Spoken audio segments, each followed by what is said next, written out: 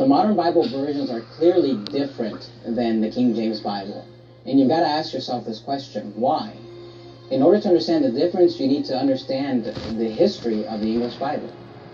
Turns out there's a Bible museum right here in Phoenix that has one of the largest collections of rare English Bibles in the world.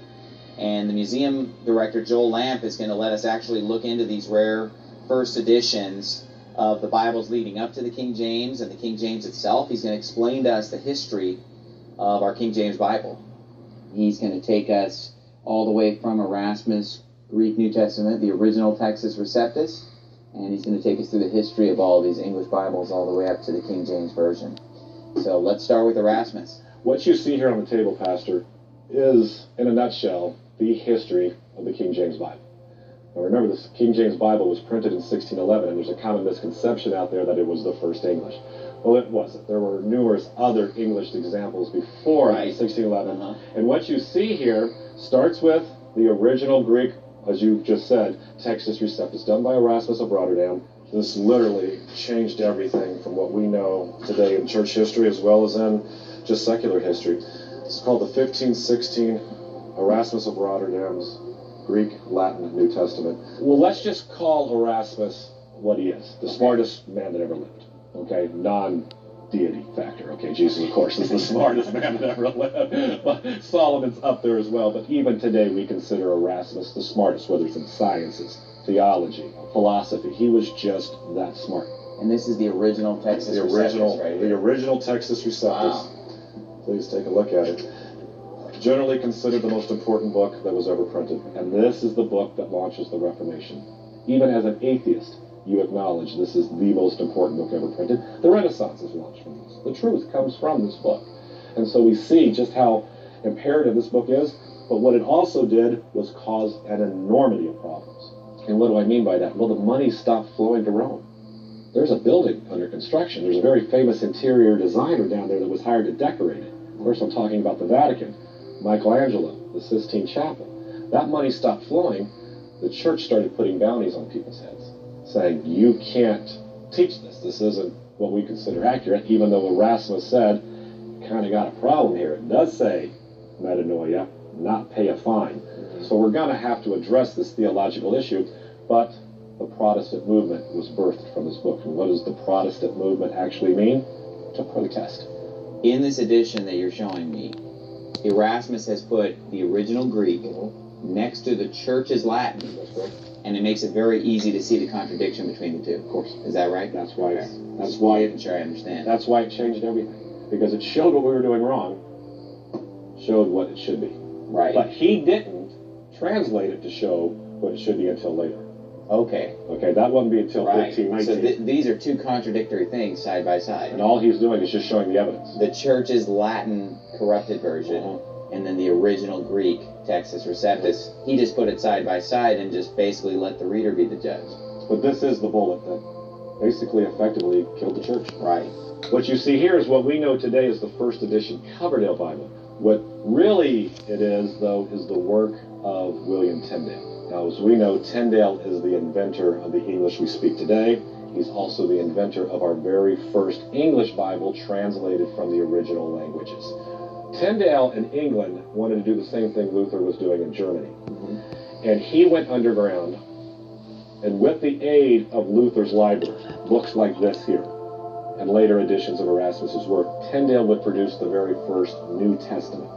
It becomes the most hunted book in the history of England. And so the king wants this thing burned. So England was still totally under the control of the Catholic Church at the time that Tyndale is producing his New Testament, 1526. And it is a book that's basically an assault on the established or Catholic Church of London at that time.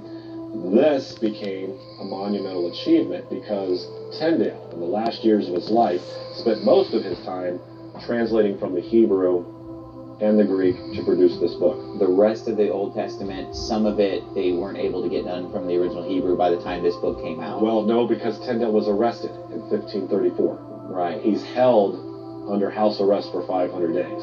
Okay. And then on the morning of October 6, 1536, he's taken out and burned. But in that incarceration period, Miles Coverdale finished that which Tyndale had started. Gotcha. Now, what I love more than anything that we have in this room is this text here. This is the 1537, what we call the Matthew's Bible. Now, what is this? It's nothing more than a completed this. Right. Now, remember, when Tyndale dies, his last words, as you spoke so eloquently earlier, were, Lord, open the eyes of the King of England. Now, what happened in that prayer? Tyndale could have said a million things. Why waste your last breath saying, Lord, open the eyes of King of England? Tyndale knew that no matter how crazy Henry VIII was, that if he could get Henry VIII to break with the established Church of Rome, England would be won and protected. It's one thing to have a personal relationship with Jesus. It's another thing to have a personal relationship with Jesus with somebody wanting to wake up and kill you every morning. That was their mission. But finally, Henry VIII permitted the Bible to go free based on one thing, a divorce. These two texts obviously change England. You could truly have a personal relationship with Jesus from these two books. You had that mediator of the You had to have someone, instead of just Jesus Christ being the mediator. what we call today the confession booth. Right. Forgive me, Father, for I have sinned. It's been 2 weeks since my last confession. So this defeated the confessional booth. It got rid of it completely. There was no need anymore. You didn't have to have a man tell you what your penalty was for this crime that you committed against God. Then what we have today is called the Great Bible, or the Bible that was actually authorized and permitted by Henry VIII, King of England. That will become fun and to remember a couple of things. A later edition of Erasmus's work was done by a guy named Beza. And another work that we're most familiar with, though, is this one here done by Stephanus. Now, Stephanus is important because he gives us the Greek that our Geneva Bible, or the Bible done by the reformers of John Calvin, William Whittingham, those guys, they will use this Greek text to translate what their English Bible is known as today as the Geneva Bible. Now, it's famous because it's the first one with verses. Okay, and that's why the Geneva Bible is so familiar to many of us. It's like, where did John 3:16 come from? Well, it came from They divided it into chapters and verses. The chapters were already there. Chapters were already there. They But the divided it into verses Gotcha. After Henry VIII, his son takes the throne. And we know him today as Edward VI. He died very young. He was only on the throne for 4 or 5 years.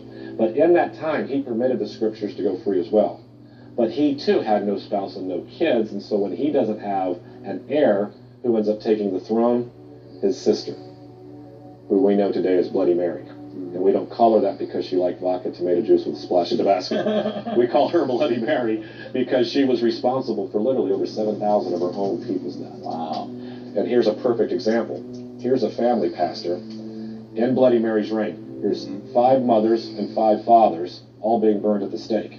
And for what reason? They taught their children the Lord's Prayer in English. Wow. And she had them burned at the stake. So in her zeal for the Catholic Church, she's killing these people. The parents were teaching their kids. Okay. And they only wanted the church to teach their them. kids. We weren't qualified, Pastor, to teach our children. So basically they're being burned at the stake for homeschooling. That's basically what it came down Think to. about it. No, it's, in a sense, it was. They wanted complete rule. Wow.